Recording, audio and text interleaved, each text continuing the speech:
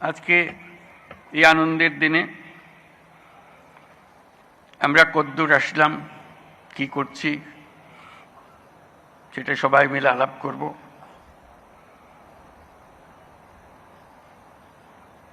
এবং এর প্রেক্ষিত আপনাদের জানা আছে,